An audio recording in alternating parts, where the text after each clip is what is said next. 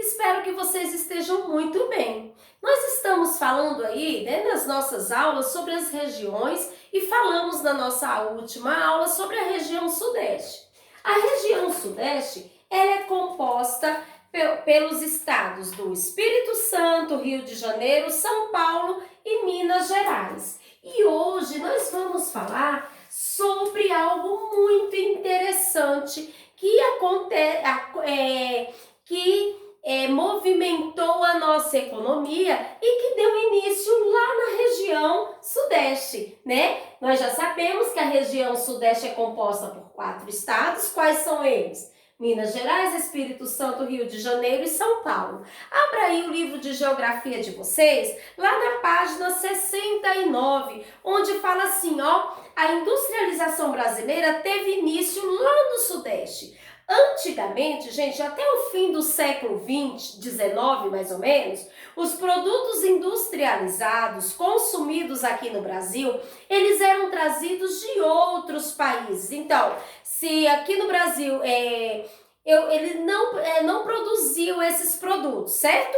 Nenhum estado aqui do Brasil, nenhuma região do Brasil produziam esses produtos. Então era necessário fazer o quê? Trazer esses produtos de fora, de outros países. Com isso, né, gente, o Brasil estava movimentando o quê? A economia de outro país e não a sua própria economia. Porém, lá foi somente no século XX que a industrialização brasileira se desenvolveu. Então, a maior parte da indústria se concentrou na região Sudeste, onde era praticada a cafeicultura. Então, a cafeicultura gerou condições necessárias para a industrialização brasileira. Então, o movimento da industrialização brasileira teve início aonde? Qual região? Lá na região Sudeste. Até então, lá no início do século XIX, quando os brasileiros, eles, tinham que fazer o quê para ter esses produtos? Tinha que trazer de fora do país, de fora do Brasil. Porém, lá no século XX, esse movimento começou a mudar, né? Com a industrialização brasileira, ele se desenvolveu e a maior parte, da indústria se concentra onde? Na região Sudeste, onde era praticada a cafeicultura. Então, a cafeicultura, ela gerou condições necessárias para a industrialização brasileira, acúmulo de dinheiro, formação de mercado consumidor e disponibilidade de mão de obra. Então, com isso, a gente pôde o quê? Com esse trabalho, que foi desenvolvido lá na região Sudeste, que foi a cafeicultura, teve condições de movimentar, a economia do país e aí o quê? Investir na indústria e também, abrir portas aí de mão de obra, pois pessoas começaram a ter o quê? Condições para trabalhar, começaram a ter emprego, beleza? Então, a exportação de café permitiu a acumulação de dinheiro. Então, o Brasil já estava o quê? Exportando esse café para outros países e aí o quê? Acumulou o quê? O dinheiro, investindo aí em outras áreas. Esse dinheiro seria utilizado mais tarde na compra de máquinas, e na instalação de indústrias. Com isso, esse dinheiro ia ser investido na própria Na própria indústria. Iria comprar mais máquina, porque tendo mais máquina, ia ter mais o quê? Mais produção. E aí ia ser investido nas indústrias, na instalação de mais indústria e na compra de máquinas, porque se eu tenho mais indústria, se eu tenho mais máquinas, mais produção eu terei, beleza? Então vamos ver aí, o trabalho livre remunerado, que substituiu o trabalho escravo, formou o mercado consumidor, isto é, o mercado de compradores para produtos que seriam fabricados. Então, muitos imigrantes que trabalhavam nas lavouras de café, gente, vocês sabem da história aí, principalmente italianos, tinham conhecimento sobre a produção industrial, garantindo mão de obra qualificada para as indústrias. Então, eles aí já estavam saindo das lavouras de café e aí iam trabalhar nas indústrias com mão de obra qualificada. Aí lá na página 70, fala assim, as intensas industrializações da região Sudeste fez com que a população urbana superasse a população rural. Então, as pessoas que viviam no meio urbano estavam superando. Por quê? As pessoas que viviam no meio rural estavam fazendo o quê? Vinham para as áreas urbanas, né? Onde teve o aumento dessa população da área urbana, por conta de que vinham em busca de quê? De emprego, né? Antes trabalhavam nas lavouras, porém agora já estavam indo para onde? Onde estavam oferecendo também a mão de obra? Nas fábricas. E aí estava tendo o quê? Busca por melhores condições de vida, emprego, né, gente? Então, vamos dar continuidade. Então, essa população urbana superou a população rural desde a década de 1950. Muitos trabalhadores foram atraídos pelos empregos oferecidos nas indústrias. É isso que a tia Angélica acabou de falar. Então, as pessoas que trabalhavam no meio rural realizando as plantações foram, o trabalho oferecido nas indústrias lhe chamou a atenção. Então, eles começaram a sair, né, do meio rural para ir para as cidades, para o meio urbano. E aí aumentaram a quantidade da população, certo? Na área urbana. E atualmente o Sudeste, gente, ela é a cidade mais urbanizada do país, do Brasil. Beleza?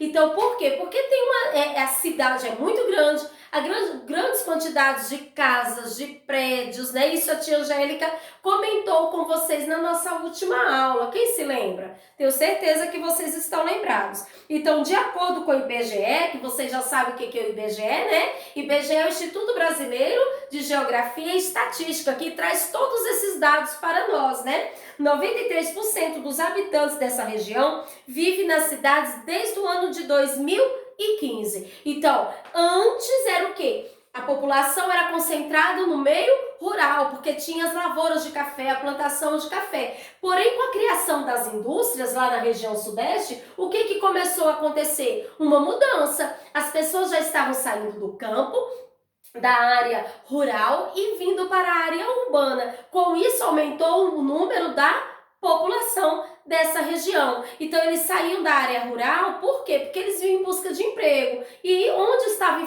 oferecendo emprego para essa população? Lá na indústria, certo? O que estava ali chamando o quê? Muita atenção. Então, as cidades do Sudeste que mais cresceram e se urbanizaram são São Paulo, Rio de Janeiro e Belo Horizonte, que foram, inclusive, as cidades que a tia Angélica falou, né? São Paulo, Rio de Janeiro e a capital de Minas Gerais, que é Belo Horizonte, elas são o quê? São as metrópoles aí, né, gente? Que movimenta aí, ó, o nosso mercado, né?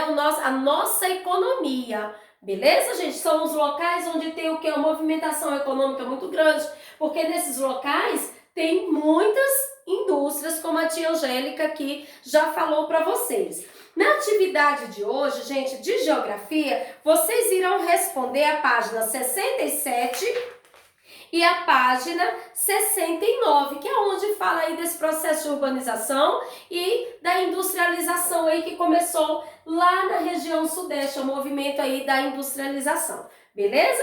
Então, vamos ver agora um pouquinho de história, lá na nossa página 52, onde vai falar a cidade de Satal, certo? Vamos ler aí um pouquinho esse texto, onde a tia Angélica até colocou aqui algumas coisas referentes a esse texto, que logo após a leitura desse texto, galerinha, vocês irão fazer a interpretação. Tá certo? Então eu coloquei aqui alguns pontos importantes que estão sendo retratados aqui nesse texto. Beleza? Então, ó, na Turquia a ocupação humana durou cerca de 1.400 anos. O que está falando aí, ó? Os estudos arqueológicos realizaram em Satal, na Turquia, indicam que essa ocupação humana durou cerca de 1.400 anos. Então, ó, representação atual, né, do antigo assentamento de Satal, né? Eram as ocupações humanas, como que eles viviam, como que eles moravam aí. Então vamos ver aí, a população da cidade era composta por cerca de 8.000 habitantes que praticavam o quê? Qual era a prática deles aí? Qual era o trabalho deles? Então a prática deles, os habitantes dessa região, dessa cidade, praticavam a agricultura, a criação de animais, além de atividades artesanais e comerciais. Beleza? Então, essa era uma prática dessas pessoas que habitavam aí nessa cidade. Era um costume deles, uma tradição deles. Beleza? Então, as casas eram semelhantes, né? Construídas de tijolos de barro, muito próximo uma das outras. Isso vocês podem observar nesse desenho aí ao lado, né, do texto, né, representação do atual antigo assentamento de Satal, certo? Então, como que eles viviam? Então, essas ocupações durou cerca de 1.400 anos. Esses habitantes, eles praticavam a agricultura e criavam animais, além de fazer atividades de artesanato e também o comércio, né? Movimentava também o comércio. E as casas, elas eram semelhantes umas das outras, feitas de tijolos, né? E eram próximas uma das outras. O acesso a essas casas era feito pelo teto, com auxílio de escadas. Então, nós, nas nossas casas, nós entramos pela porta, não é isso, gente? Tem uma porta e nós entramos. Nessas casas aqui, não. O acesso para essas casas eram feito pelo teto. E aí tinha escada e eles iam para dentro das suas casas, certo?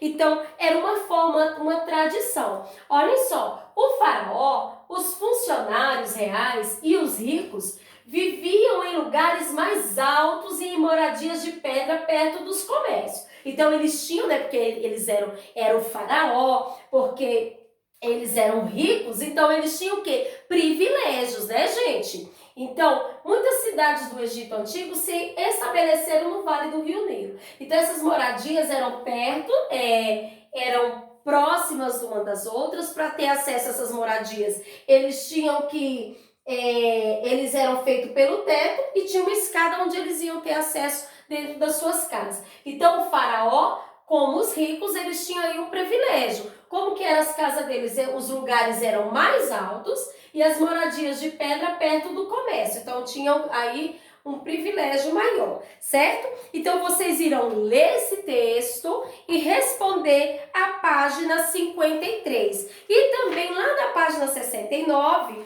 nós iremos, na página 55, aliás, nós iremos revisar aí o nosso conteúdo falando da organização da vida social, onde fala que, apesar de algumas cidades antigas encontrarem-se próximas entre si, elas podiam ter formas de organização política, econômica, social muito diferentes. A gente está falando da formação social, certo?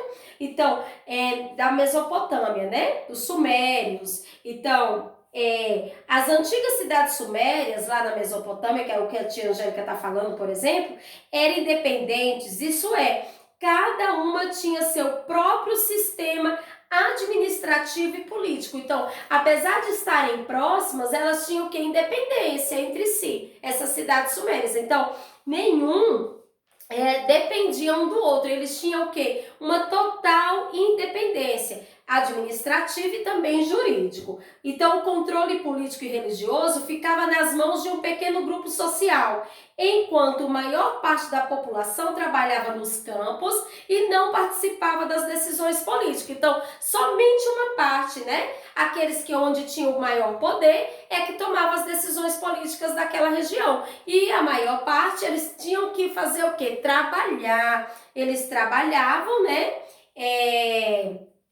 A maior parte trabalhava nos campos e não participava dessas decisões políticas. Os sumérios, eles eram politeístas. O que quer dizer politeísta? Porque acredita em vários deuses, certo, gente? Então, quando a pessoa acredita em vários deuses, ele é politeísta. Nós somos monoteístas, porque nós acreditamos somente em um Deus. Então, ou seja, acreditava em vários deuses, como a tia falou. Então, lá no Egito Antigo, a administração era dividida entre várias cidades, chamada nomos, que tinha um chefe local que pertencia à elite. Então, esse chefe, né, ele pertencia à elite, ele era o poderoso, ele tinha o poder, certo? A cidade não era independente e fazia parte de um grande império governado por um faraó que representava ao mesmo tempo o poder político e religioso. Já no Egito, né, gente, era bem diferente aí da Mesopotâmia. Então, como que era no Egito Antigo? A administração, ela era dividida entre várias cidades, né? Que essa administração dividida em várias cidades, elas eram chamadas de nomos, e tinha um chefe local que pertencia à elite. Então as cidades, elas não eram independentes, como lá na Mesopotâmia. As cidades, elas eram independentes, ela tinha independência política e também independência jurídica, não é isso, gente? Mas lá no Egito já era diferente. Tinha um que era o chefe, governava, mandava, e eles não tinham autonomia, não eram independentes, certo? As principais atividades econômicas também eram a agricultura, a criação de animais. Camponeses, artesãos e pessoas escravizadas realizavam a maior parte do trabalho no campo e nas cidades. Os egípcios, como os sumérios, eles também eram politeístas. Então, tanto os sumérios quanto os egípcios, né, gente, eles também eram politeístas. O que quer dizer politeísta? Aquela pessoa que acredita em vários deuses. Beleza? Então, eles também, os egípcios, assim como os sumérios, eram politeístas, tá certo?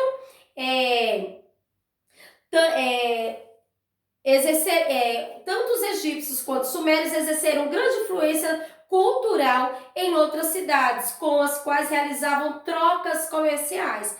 Por meio desse contato, algumas cidades assimilaram costumes, aspectos da cultura egípcia, como as escritas e as artes. Isso aqui é uma parte onde nós iremos somente revisar um conteúdo, uma parte do nosso conteúdo que nós também já estudamos, né? Então, os sumérios, eles tinham uma organização política, jurídica, totalmente diferente dos egípcios. Os egípcios, eles não tinham autonomia, beleza? Nem política, nem administrativa. Então, o poder ficava na mão de quem tinha o quê? De quem tinha aí, ó, essa pessoa fazia parte da elite, fazia parte daquele que tinha o quê? Com condições. Beleza? Os sumérios também, esse poder estava restrito, né? Um pequeno grupo social fazia parte dessas decisões e a grande maioria também trabalhava no campo. Os sumérios e egípcios, eles eram politeístas. Beleza? Então foi somente aí para dar uma revisão para vocês. Faça as atividades propostas na página 53, revisando a página 52 de História, e faça também a página 55. Então, vocês irão ler o texto da página 52, responder a página 53 e responder também a página 55. Em Geografia, faça 67 a 69, onde nós falamos sobre a industrialização, falamos sobre o movimento urbano nessas cidades. Beleza, gente? Um beijo para vocês, não deixe de comparecer no nosso plantão de dúvidas e qualquer dúvida pode me procurar. Um beijo e até a próxima aula.